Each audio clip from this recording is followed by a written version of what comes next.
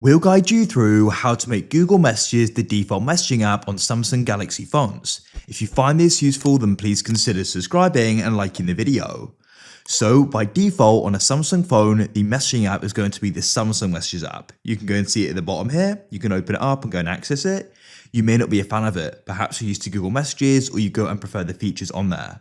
So I'm going to guide you through how you can go and change this. Let's go and get straight into this.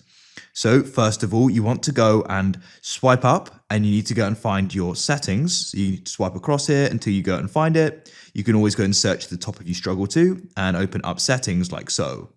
Now in here, I'm in my display settings, but come back to the main page.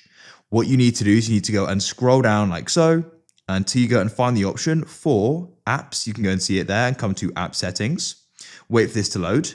And what we need to do is you need to go to the top and we can go and change the default apps there. It'll go and say choose default apps at the top, as you can see, so tap there. Now you can go down the list and you need to go and find the option for SMS apps. So that's going to be your messages app, so you can tap there.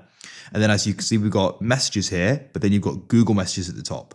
So you can go and tap there like so, and you've now gone and changed it. Now what I'm going to do is go and tap and hold on the Samsung Messages app. And what you can do is you can go and remove it. You can disabling it, but removing it will do the job.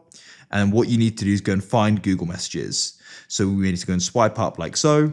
You can then press search at the top and you can go and type in messages. When you go and see it, you can tap and hold your finger on it. And you want to go and press add to home. And there it is. And then what you can do is go and tap and drag it down into your dock like so. Then what you can do is go and open it up and it will go and load. And now we've got the messages in here and this is the default app. If you found this useful and want to see more guides like this, then please consider subscribing and liking the video.